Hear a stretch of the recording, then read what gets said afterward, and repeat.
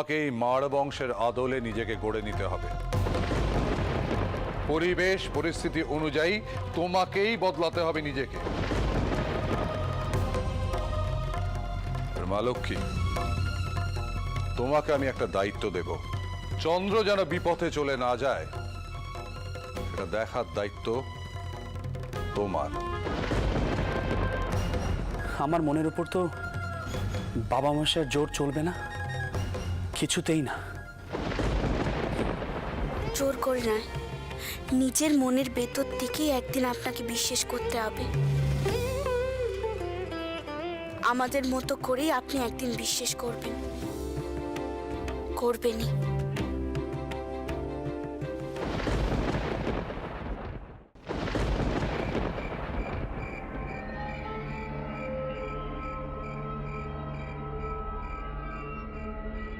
আচ্ছা, একখানা কথা জিজ্ঞেস করব, আপনি নিজে কেন যাচ্ছেন সাত পেরে? প্রত্যেক বছর তো আপনার লোকজন সেখান থেকে জিনিসপত্র কিনে পাঠায়, আপনি তো কোনোবার নিজে যাননি। অনেকদিন হলো নিজে গিয়ে দরদাম করা হয় না। মাঝে লোকজন কত মুনাফা লুটছে সেই খোঁজটা নেওয়া তো প্রয়োজন নাকি? তাছাড়া তাছাড়া তাছাড়া কি আমায় বলুন। দেখো, তোমার কাছে তো কিছু লুকোনো নেই মায়া। আমি মনে করি চন্দ্রের এবার আমার সমস্ত দায় দায়িত্ব কাঁধে নেওয়া উচিত। পিসিমা ঠিকই বলেছেন, ভার নেওয়ার অর্থ তো শুধু ব্যবসার দায় নেওয়া নয়, ঐতিহ্য, বংশের আচার, কুলদেবতা, আশ্রিত পরিবার সবার ভার নেওয়া। তুমি বলো মায়া, আমি কতদিন আর এই বোঝা বইব? আমার তো বয়স হচ্ছে। আর চন্দ্র এই মার বংশে আমার একমাত্র উত্তরসূরি, তার তো উচিত সব দায় দায়িত্ব নেওয়ার। তার তো উচিত এই বংশ পরম্পরাকে এগিয়ে নিয়ে যাওয়ার। অথচ তার কোনো দিকে খেয়াল নেই। সেই রামমোহনের দেয়া ভুল তথ্যগুলো শুনে সেগুলোকে সঠিক ভেবে সমাজ বদলের স্বপ্ন দেখছে। বিশ্বাস করো মায়া, এইসব ভাবলে রাতে আমার ঘুম হয় না। তাই আমি মনে করি, আমি যদি কাছে পিঠে না থাকি তাহলে চন্দ্র নিশ্চয়ই বাধ্য হবে এই পারিবারিক রীতিনীতি আচার বিচার নিয়ে ভাবতে।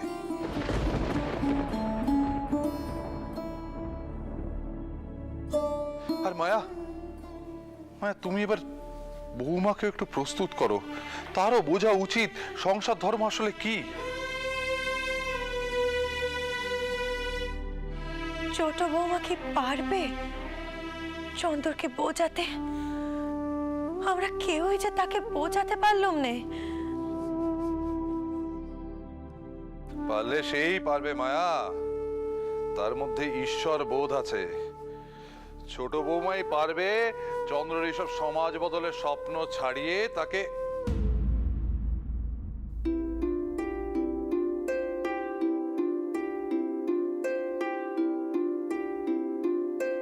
এসো মা লক্ষ্মী, এসো এসো। তুমি নিশ্চয়ই আমার কথাগুলো সব শুনেছ। তোমার উপর আমার অনেক আশা মা। মা, বাবা মশাই আমলকি কানা, বাবা মশাই তো পথে যেতে যেতে মুখে দেবেন, তাই নিয়ে এলুম। ভালো করেছো মা, খুব ভালো করেছো। তোমার শোটা উড়েছে পথে যেতে যেতে গলা শুকিয়ে যেতে পারে, তিনি আমলকির টুকরো মুখে রাখবেন, সে কথা কেন তুমি মনে রেখেছো? আমার সোনা মা, দাও মা, আমায় দাও।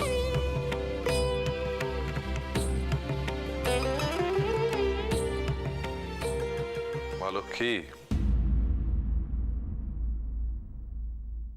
তোমার হাতে কিন্তু আমি চন্দ্রর সমস্ত দায়িত্ব দিলাম মা। এ কথা কোনোদিন ভুলে যেও না।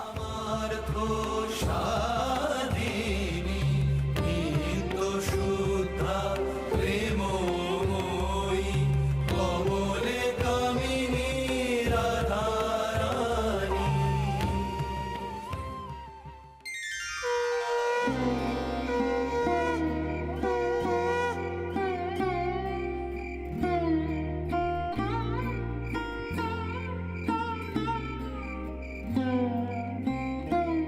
মা, গিয়ে শাকটা রেখে আয়।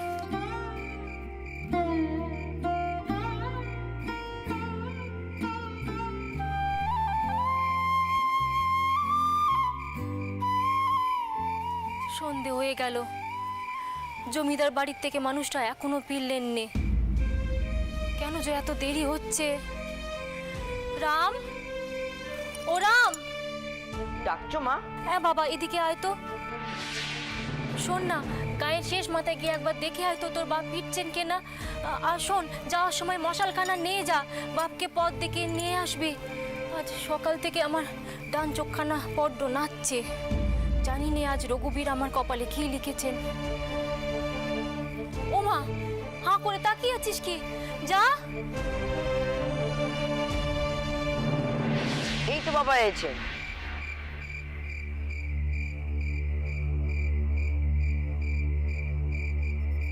বুঝলে রামের মা, আজ রামানন্দ রায়ের সঙ্গে একচোট হয়ে গেল আমার। বলে কিনা গোপীনাথের বিরুদ্ধে মিথ্যে সাক্ষ্য দিতে। আমাকে, হ্যাঁ আমাকে, যে কিনা রঘুবীরের পুজো না করে জলগ্রহণ পর্যন্ত করে না, আমাকে বলছে মিথ্যে সাক্ষ্য দিতে, মিথ্যে কথা বলতে। তা কি হয়েছেটা কি আমায় একটু বলবেন? ভয় তো আমার বুকটা ডিপ ডিপ করছে। ভয় কিসের?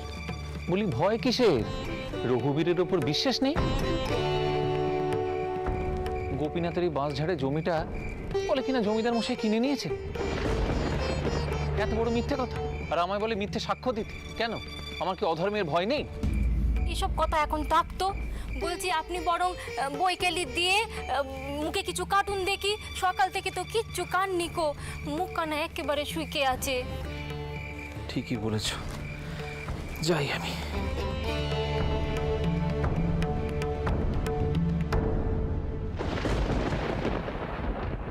জয় রঘুবীর, জয় রঘুবীর। পারলুম না গো, পারলুম না। মিথ্যে কথা সঙ্গী হতে পারলুম না। কেন বলো?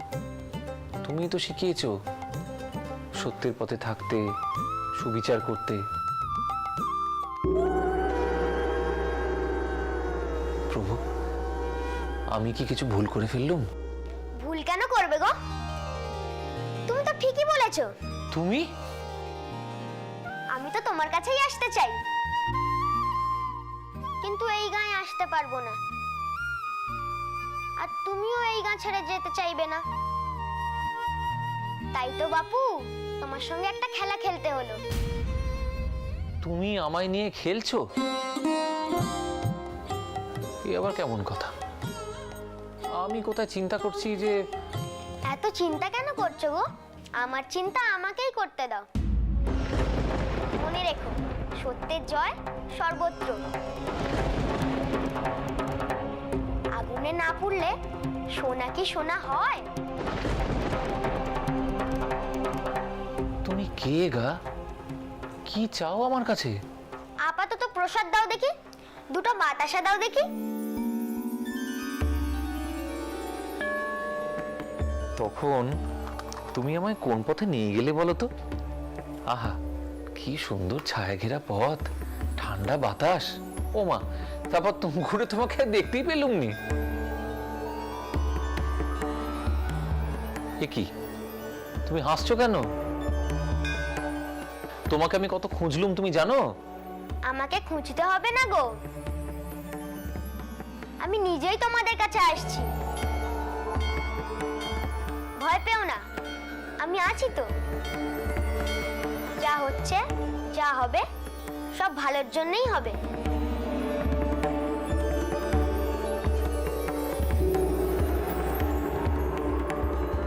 সে না, কোথায় গেল? কোথায় গেল সে? আমি আমি কি স্বপ্ন দেখলুম, নাকি সত্যি এসেছিল সে?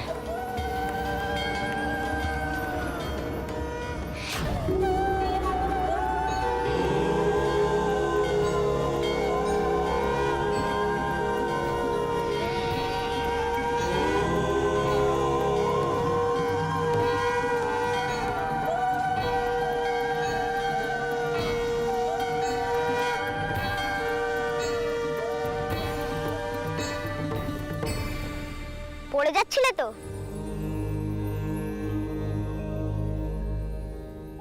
বড় রোদ না? এসো, আমি তোমাকে ছাওয়া দিচ্ছি।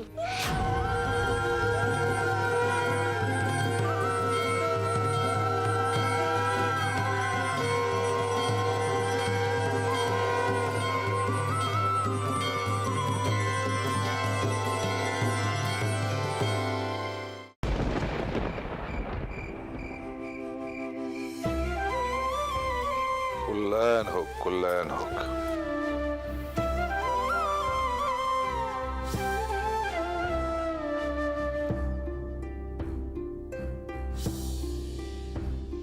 মঙ্গল হোক। মায়া, আমি তাহলে এবার আসি। হ্যাঁ, চন্দ্র রইলো, ওই তোমাকে দেখবে, কোনো চিন্তা নেই, যা হবে সব মঙ্গলই হবে। আর চন্দ্র, আমি তাড়াতাড়ি ফিরবো। দেখো, এর মধ্যে যেন আর কোনো অনর্থ বাঁধিয়ে বসো না। আমি বাড়ি ফিরে কয়েকদিন একটু নিশ্চিন্তে থাকতে চাই। সব দায়ভার তোমার। দাও, নি। সাবধানে থেকো সবাই।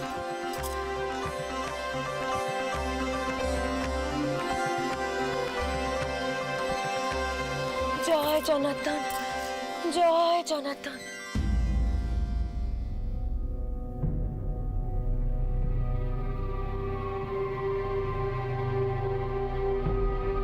চন্দর, তোমার বাবা মশাই যে কথাগুলো বলে গেলেন সে কথাগুলো কিন্তু মনে রেখো। আমি বেশি কিছুই তোমায় কইতে চাইনি, তবে তোমার বাবা মশাইয়ের অবর্তমানে এ বাড়ির সব দায় কিন্তু তোমার, সেটা মাথায় রাখবে। সেটা মাথায় রেখে যা করার তুমি করবে। মা, একটা কথা ভালো করে মনে রেখো, আমি আমার কর্তব্য অবশ্যই পালন করব, কিন্তু তার মানে এই নয় যে আমি আমার বিশ্বাস থেকে সরে আসব। আমার বিশ্বাস আমার কাছে, আর আমি তা অবশ্যই মেনে চলব। আপনি কি বলছেন? আপনি ভেবে বলছেন তো? দেখো রানী, আমি কোনো কিছু ভালো করে না ভেবে, ভালো করে বিচার না করে কোনো কথা বলি না। এই যে বাবা মশাই আমাকে বলে গেলেন কালীঘাট মন্দিরের উৎসবে যেতে, কিন্তু আমি তা মানতে পারবো না। আমার পক্ষে উৎসবে যাওয়া কোনোভাবেই সম্ভব নয়। আপনি আপনি যাবেন না? মানেটা না হয় পরেই বুঝবে, কিন্তু তার আগে তোমরা ভালো করে মনে রেখো, আমাকে দিয়ে জোর করে পুতুল পুজো করানো সম্ভব নয়।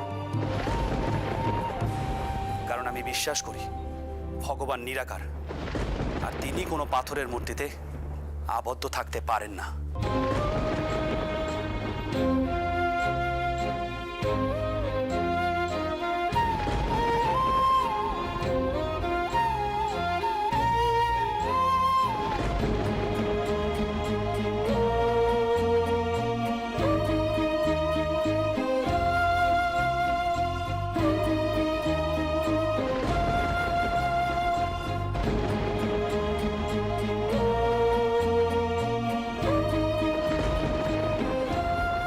ছোট বৌমা,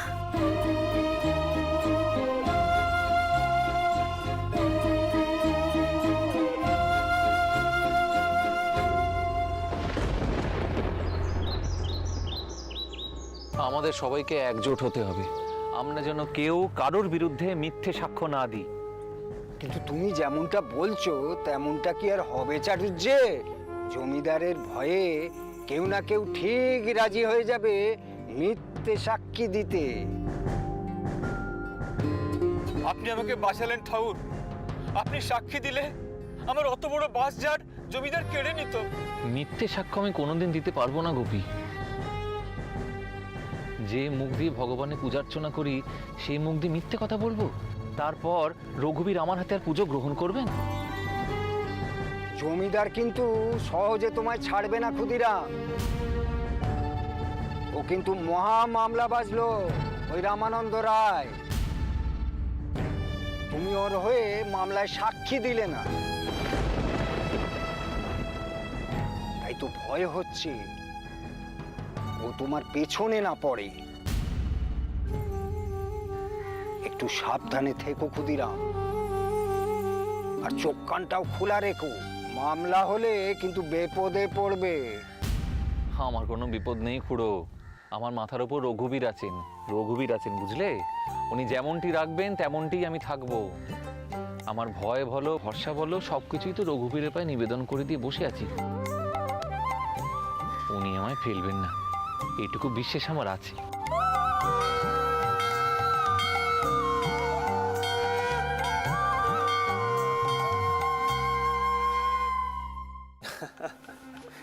আমি জানতাম বেরাদর রাজচন্দ্র, আমার লেখা প্রবন্ধটা ছেপে বেরোলে গোড়া হিন্দু সমাজ সেটাকে ভালো চোখে নেবে না। আমারও সেই রকম ধারণা ছিল, কিন্তু তারা যে এতটা মারমুখী হয়ে উঠবে তা আন্দাজ করতে পারিনি। মৌচাকে ঢিল মারলে মৌমাছির কামড় তো খেতেই হবে ভায়া। পুতুল পুজোর নামে ব্রাহ্মণরা আর তথাকথিত সমাজপতিরা সমাজের রাশ নিজেদের হাতে রেখেছিল। তারা আমার বিরুদ্ধাচারণ করবে, এমনকি চিরতরে আমাকে শেষ করে দেওয়ার চেষ্টা করবে, সেটাই তো স্বাভাবিক। আপনি একটু সাবধানে থাকবেন। আপনি চাইলে আপনার সুরক্ষার জন্য আমি পাইকের ব্যবস্থা করতে পারি, আর বাড়ি পরিবর্তন করতে চাইলে চন্দ্র, কি করব সেটা এখনো স্থির করিনি। সমাজের ব্রাহ্মণরা আর সমাজপতিরা দল ভারী করছে। পাল্টা প্রতিরোধের অর্থ খুনোখুনি, মানুষের কাছে ভুল বার্তা যাবে। রাজচন্দ্র, আগে ভাবছি কলকাতার বাস কিছুদিনের জন্য ওঠাবো, তারপর পরিস্থিতি শান্ত হলে আবার ফিরে আসবো। আপনি যা ভালো মনে করেন তাই করবেন, কিন্তু আপনাকে এইটুকু কথা দিতে পারি, আপনি সমাজের বুকে যে আলো জ্বেলেছেন সেই আলো আপনার এই বেড়াধান নিভতে দেবে না, কিছুতেই না। আমি আপনার ফিরে আসার অপেক্ষায় থাকব।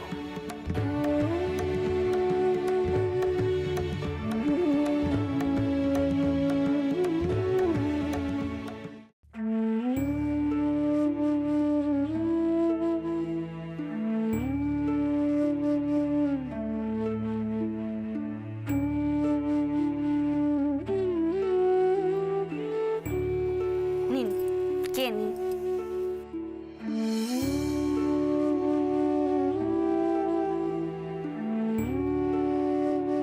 কি হয়েছে কি আপনার? মুখটা এমন দেখাচ্ছে কেন? মেজাজটা ভালো নেই রানী। আমাদের সমাজে মানুষের মধ্যে ন্যূনতম কোনো মনুষ্যত্ববোধ নেই। একজন মানুষ তার মনের বিশ্বাস থেকে কোনো কথা বলতে পারবে না, বললেই রে রে করে তেড়ে আসবে। কি হয়েছে কি বলবেন তো? কার কথা বলছেন আপনি? রামমোহন বাবুর কথা বলছি। তিনি একটা প্রবন্ধ লিখেছেন পৌতলিকতার বিরুদ্ধে, আর তাই আমাদের সমাজের গোড়া হিন্দু ব্রাহ্মণরা তাকে প্রাণে মেরে ফেলার চেষ্টা করছে। পরিস্থিতি এমন যে তাকে এখন দেশ ছাড়তে হচ্ছে। ছি ছি ছি, এ যে আমাদের জন্য কত লজ্জার। রানী, আমি ঠিক করেছি আমাদের এতগুলো বাড়ির মধ্যে কোন একটা বাড়িতে তাকে থাকতে দেব। তার দেখাশোনা এবং পাহারার জন্য ভালো করে লেটেলের ব্যবস্থা করব। আর তাছাড়া তিনি যদি বাড়ি কিনতে চান তো বাবা মশাই আর দামশাই খুব রাগ করবেন। তিনারা তিনাকে পছন্দ করেননি, আর আপনি এসব কিচ্ছুটি করতে যাবেননি। তুমি আগে ঠিক করো সন্ধ্যাবেলার উৎসবে কারা কারা যাবে। আমি তোমাদের সকলকে পৌঁছে দিয়ে চলে আসবো। সর্দার সঙ্গে থাকবে। আর আপনি নিজে সেখানে থাকবেন না কেন? এমন ভাবে মান করছেন আপনি? বাবা মশাইয়ের কথা কেন অমান্য করবেন না, দোহাই আপনার। নাস্তিক হবার যখন এতই শখ, তখন আর এই পরিবারের ধর্মকর্মের মধ্যে নাই বা ঢুকলে দাদা? আমি ভালোই বুঝতে পারছি তোমার হাতে ব্যবসাপত্র পড়লে দুদিনেই লাটে উঠবে। বৌঠান, আপনি চিন্তা করবেন না, আমি সকলকে নিয়ে যাব।